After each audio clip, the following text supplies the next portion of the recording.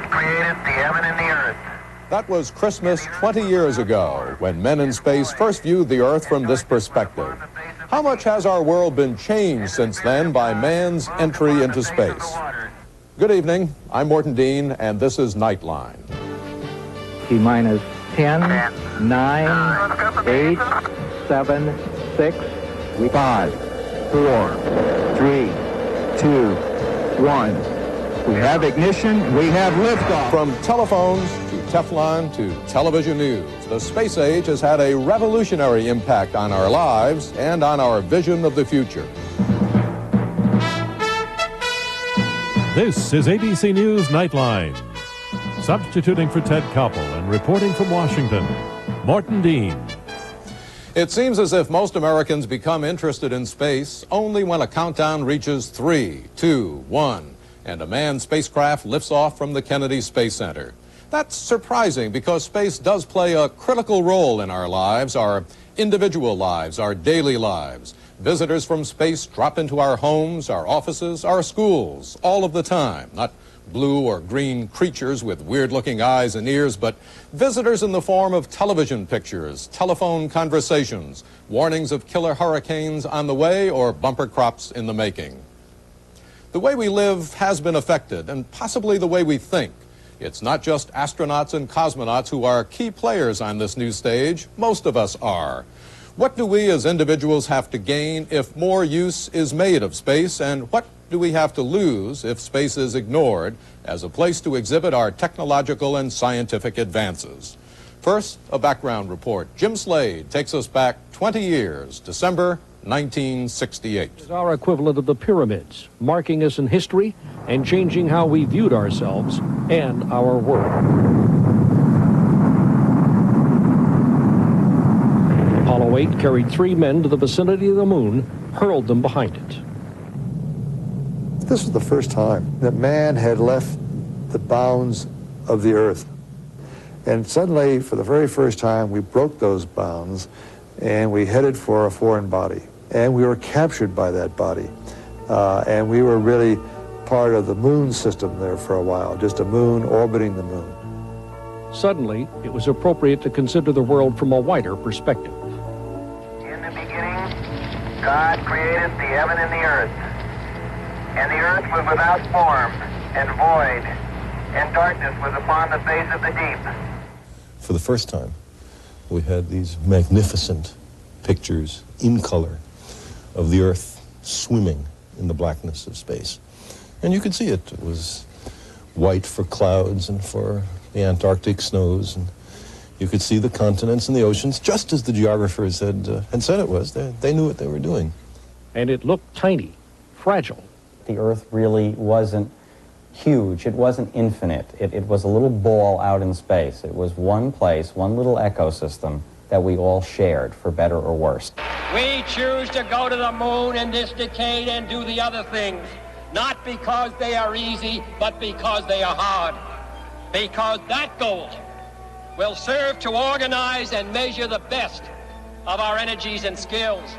Because that challenge is one that we're willing to accept, one we are unwilling to postpone, and one we intend to win.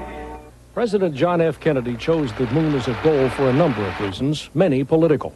The Soviets had stolen the march with Sputnik, demonstrating a capability the world had not suspected of them, a technological edge the U.S. had considered its property alone.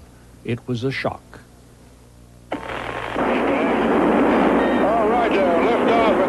We were propelled through the 60s on rocket power. Mercury, Gemini, Apollo. All the while, our technology improved itself. The Russians could send up the kitchen sink and a refrigerator freezer if they wanted to. The boosters were very powerful. So they didn't have to miniaturize everything. We had to figure out ways of doing the same job, much smaller, much lighter in weight. And that is where really the microelectronics revolution got its start. Simply put, we had less lifting power, so we had to miniaturize what we flew. We found an important new home for the transistor, and the transistor led us into bright new fields. Satellite technology that has impacted tremendously and everyone's aware of, to the point we don't even think about it much anymore, are the weather satellites. We now have 24-hour weather surveillance all over the world. The same technology watches Eastern Bloc nations for troop movements or arms control violations. Global weather patterns, satellite communications, security, all of these are areas that have changed the way nations deal with other nations. And with all that, the world seems smaller in another sense. Those first deep space travelers looked back and saw a planet showing no political boundaries, no evidence of the ideologies which separate people who live virtually shoulder to shoulder. The technology we now take for granted makes us see them just that closely. The events that shape our world are no longer a distant abstraction. Cities that once were only names are now places.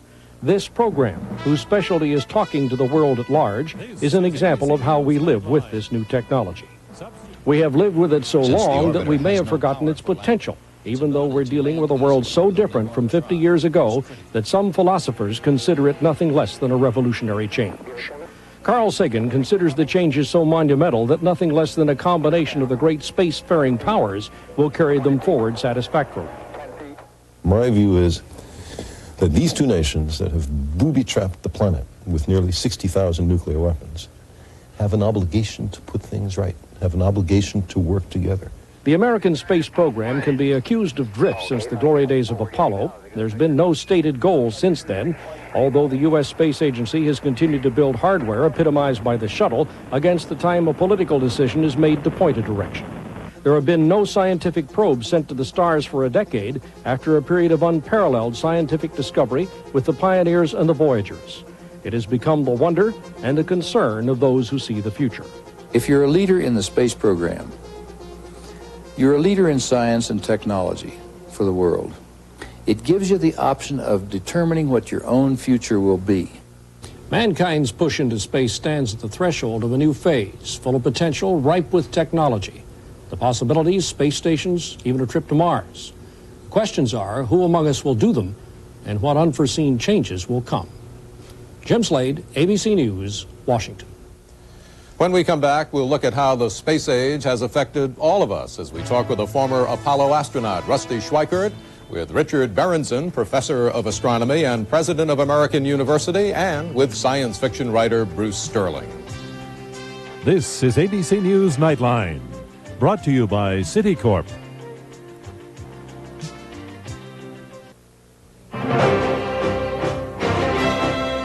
On your path to success, reach for America's strongest financial helping hand, Citicorp and Citibank. More American families own their own homes and attend college with our help, and more get what they want with MasterCard and Visa cards from Citibank than from any other company.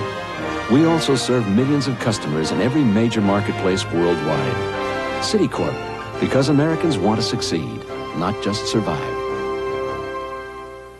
I can't get out of bed. Ever notice how even the smallest cold turns everything into a big effort? What a drag! It's time to get the big relief of Dimetap. In 12-hour extend tabs, Dimetap is recommended millions of times by doctors and pharmacists. So you have a cold? I've got just the thing. Dimetap. It gets things back to normal. Rough flies can get you, just like some dealers' higher prices. But not at Regent Dodge. We sell for less every day. It's Regent Dodge's big year-end sale. Every price is slashed. You can save thousands of dollars. Get factory rebates up to $1,000 on new Dodge pickups, up to $750 on many Dodge cars, with low interest and payments to fit your budget. This sale ends December 31st. Regent Dodge, committed to happy customers and saving you money. Read all about it! Soup Sack Sisters, right here! The smash musical comedy that's making headlines is coming. Sources at the convent have labeled the health inspector's charges nonsense.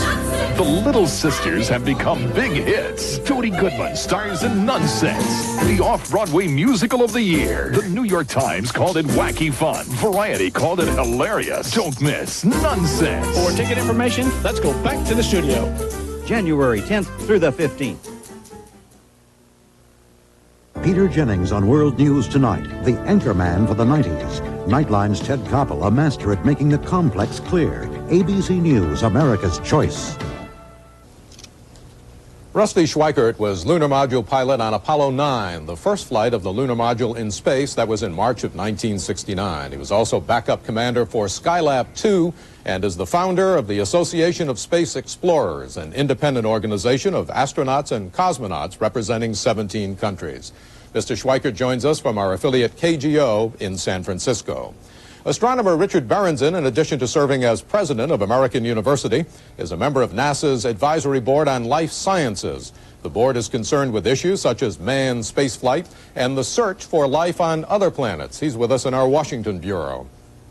Bruce Sterling is a science fiction novelist and one of a group of younger writers whose work called Cyberpunk deals with the more ominous implications of technological advancement. He joins us tonight from our affiliate KVUE in Austin, Texas. Thanks for joining us. Mr. Berenson, let's begin with you. Let's talk about how much we really rely on space. What would happen in our personal, everyday lives, do you think, if every satellite in space were blown out, were unplugged, if we couldn't use them any longer? You might not realize it immediately, but our nation's national security, in fact, would be threatened. It's by using surveillance satellites that the U.S. is aware of whether the Soviet Union and other potential adversary countries may be testing nuclear material, for example. And they, of course, are watching us. This program would not be possible to be broadcast. Our news and information exchange around the world would be greatly hampered. Telephone communication, excuse me, would be hampered as well. In addition to that, of course, we would not have our weather satellites. The storms that ravished the Caribbean just a few months ago probably would have led to the deaths of tens of thousands of people if we'd not had early warnings. But perhaps most important is the perspective that we gain in ourselves. Astronomers are thought of as people who look out, and we do. We also, from the vantage point of a satellite, look down. And when we do, we see one fragile, delicate planet, and what you learn in that is that we had better learn to protect it. Let's move over to Bruce Sterling. Bruce, you're a writer. What would you write about what has changed in life, in our lives, because of the space age, the use of space? Well, I'm interested in the really intimate implications of this technology. I was 3 years old when the space age was born, so I have a certain kind of disenchanted intimacy with it. I think what it's done is it's created a command economy in the United States, and our space race with the Soviets has brought a lot of Soviet-style management techniques into the American economy. President Eisenhower described it as total Cold War when the Sputnik first went up, and it was the first time that the state became heavily involved in science. But do you acknowledge the very important and basic changes in our everyday lives because of the exploration of space? Yeah, I think it is surprising that sending objects into space so far away has made the Earth a much more intimate place. It's sort of the attachment of the way the world can crash into one's living room through space technology was something I think that we never really foresaw. I mean, we thought it would be something far away and distant, and instead it's something that connects us in a way that is far more intimate than we've ever been connected before. Rusty Schweikert, you were in space 20 years ago this year. Did you sense that intimacy when you were there aboard Apollo 9? Absolutely, Morton. I was very interested in listening to Richard and Bruce on their responses. It seems to me that the thing which has really happened as a result of space flight and space exploration is that human eyes have now looked back in at our home planet, at the environment that keeps all of us alive. And it seems to me it's a result of both the eye of the camera and the human eyes and the expressions of the direct subjective attachment to the environment, which have caused such recent wonders as General Secretary Gorbachev, Prime Minister Margaret Thatcher, and President-elect Bush to become competing environmentalists. That's a terrific sign of progress, in fact, and I think it's due to the understanding that people have developed as a result of space exploration that this home planet of ours must be preserved. Let's continue along that line of thinking. Do we care more about Soviet earthquake victims because we've seen them close up? Are we more anti-war because we've seen wars close up. I guess what I'm asking is, are we becoming a more just, more caring society because of our use of outer space? How about that, Mr. Berenson? Well, I think that there's a potential there. I think programs such as this, which bring the horrors of what just recently happened in Armenia into the homes across the United States, has made that relatively remote sector of the world very real to Americans. The tragedy just a few days ago in England with the crash of the Pan Am jet is something that the entire planet has felt. And perhaps, as a globe, we'll begin to appreciate increasingly the greenhouse effect. Astronomers were talking 20 years ago about the heating effect on planet Venus. Well, the Earth could become another Venus. We will never be that hot, of course, but we could, in fact, become 8, 10 degrees hotter than we are today. It doesn't sound like much, but that's equivalent to what ended the Ice Age. Well, as we observe the planet as a totality, we can learn, I hope, to appreciate it and protect it as a whole. We'll talk more in just a moment or two about how space perhaps has brought us closer together but moved us farther apart in some categories. We'll be back with our discussion in just a moment. Brushing with a tartar control toothpaste is good, but it's not good enough. Because the #1 dental problem isn't tartar, it's plaque. That's why there's Plaques, the incredible pre-brushing rinse that removes 300% more plaque than brushing alone. Don't miss out. Publishers Clearinghouse is ready to give away the biggest jackpot ever. You could win $10 million on January 31st, but only if you look for this house and enter the Publishers Clearinghouse sweepstakes now. You could get so rich so fast, so send it in. Electricity? Hey, no problem. Want to know any more? Ask Ace. That's what I do. A 4-pack of GE light bulbs is $1.19. A super pack of Eveready Energizers just $1.66 after rebate. Hey, Ace is the place for me. Ever since Unison, people have abandoned their old sleep medicine. Medical tests prove people fall asleep faster and sleep better all night with Unisom than without. Take Unisom for faster, better sleep. Toyotathon 89 is on! It's the 10th and biggest Toyotathon ever! And past Toyotathon buyers know we're out to deal. Within 2 hours, I had the car, I had the deal, I had the financing, and I was on my way. Toyotathon means big selection and savings, right, Margaret? Well, I think I saved probably about a good $2,000 by buying at that time of year.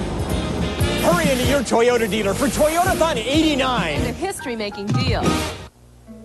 1980, right after Jimmy Carter left office, the hostages have just been released, and remember that they would not release the hostages while Carter was still in office.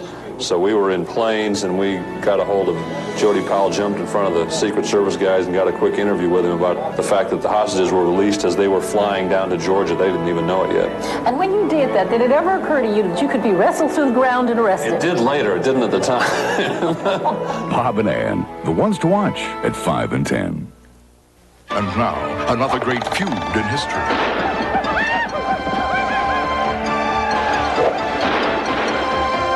General, we're outnumbered and the men can't seem to hold on much longer. Should the men fall back? Should I sound the retreat? They're waiting for your orders, sir. Retreat? Never. I think we can take them. Ooh, good answer! Weeknights at 6:30 on Channel 2. Noodles with butter, cheeseburgers, tricks, chicken nuggets. America's Kids, Diet of Danger, Thursday. During this holiday season, we'd like to wish you our very best. From our Good Morning America family to yours, have a happy and a healthy new year. Continuing our discussion now with Rusty Schweikert, Richard Berenson, and Bruce Sterling. Rusty, you've been working with foreign cosmonauts, Soviet cosmonauts, and other foreign nationals who have flown with the Soviets for some time. Do their reactions differ depending on where they're from, their backgrounds, their nationalities, or is it all the same? Well, of course, everybody is an individual, Morton, but in the Association of Space Explorers, which is an organization of 72 astronauts and cosmonauts from 17 different countries, we have so many differences you can't believe it. Everything from religion to politics to nationality, economies, everything else. And yet, all of us, the primary experience of flying around the Earth and looking at it from space is that we've all fallen in love with the Earth. In some sense, we've all moved from involvement with the global environment to commitment. Morton, do you know what the difference between involvement and commitment is? Well, it would take me too long to try to say what I think it is. You tell me. Well, I'll give you a short answer. And if you take ham and eggs, the chicken is involved, but the pig is committed. And in some sense, all of us on the planet are pigs in space, and it's time for us to recognize it. Okay, Rusty. Bruce Sterling, do you think all this talk about togetherness and falling in love with the Earth is too Pollyannish?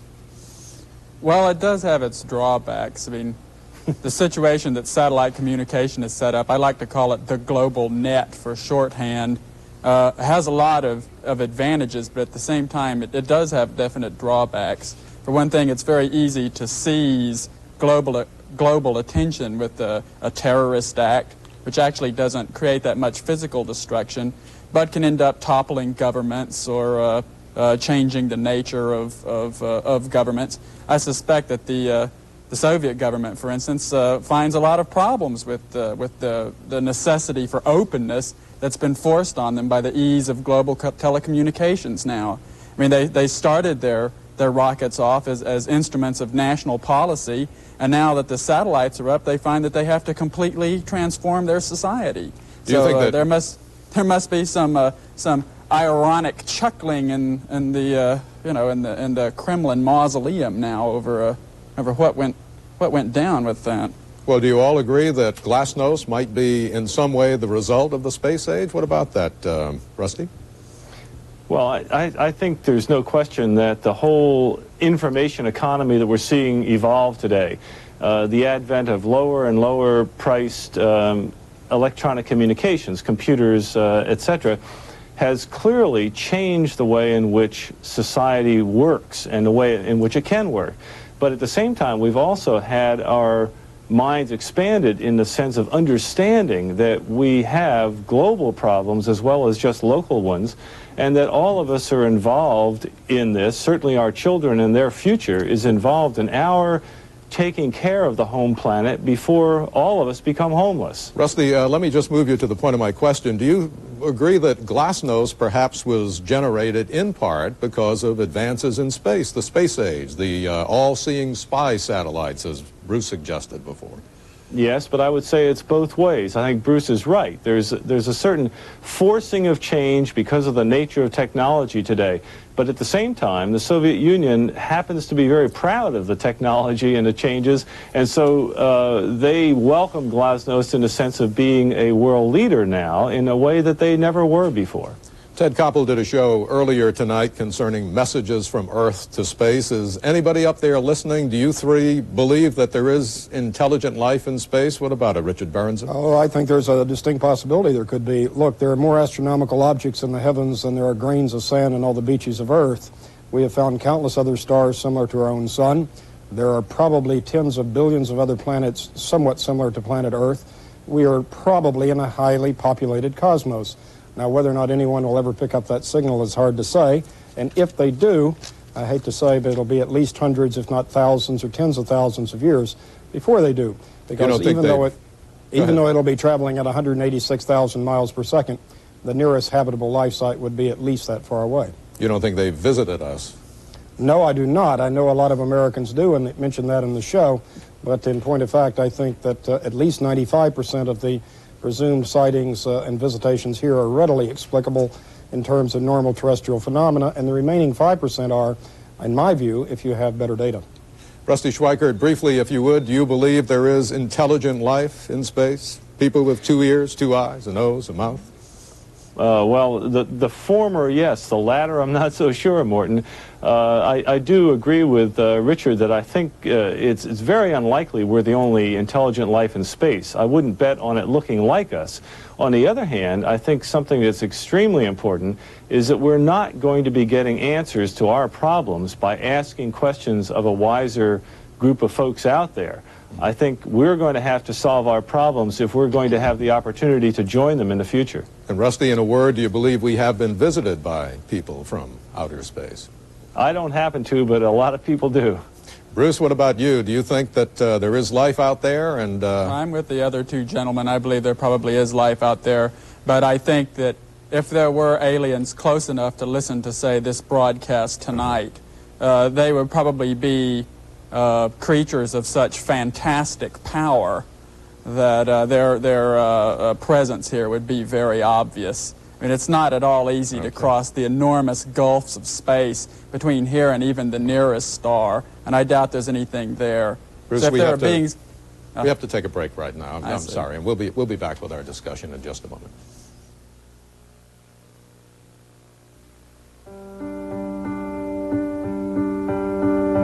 Wedding days are more than gold rings and white dresses. They're last mornings spent in the rooms of our childhood. Fond farewells to leaky faucets and creaking stairs. A chance for a last few words of advice. Today, vows will be taken.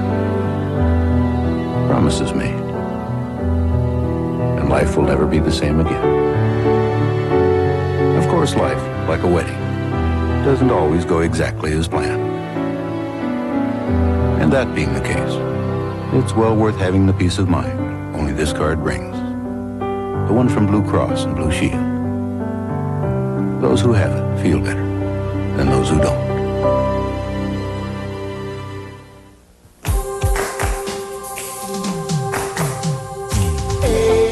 The officers and staff of Royal Caribbean invite you to join them for 7 days of absolute perfection.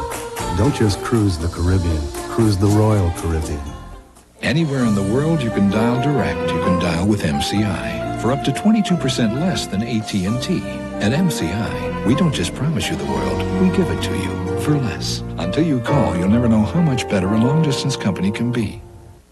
Where all of our cars are below invoice, below cost, below factory. Year-end car and truck sales can get a little confusing, but one thing is clear. Only your Ford dealer has the #1 selling cars and trucks in America. At year-end prices, sleek new styling, comfort and roominess, and option savings plus rebates up to $2,500. That's Ford value. That's why Ford is #1 in sales. Now make your best year-end deal on a #1 Ford, where quality is standard. Your Ford dealer. Hurry, it all ends December 31st.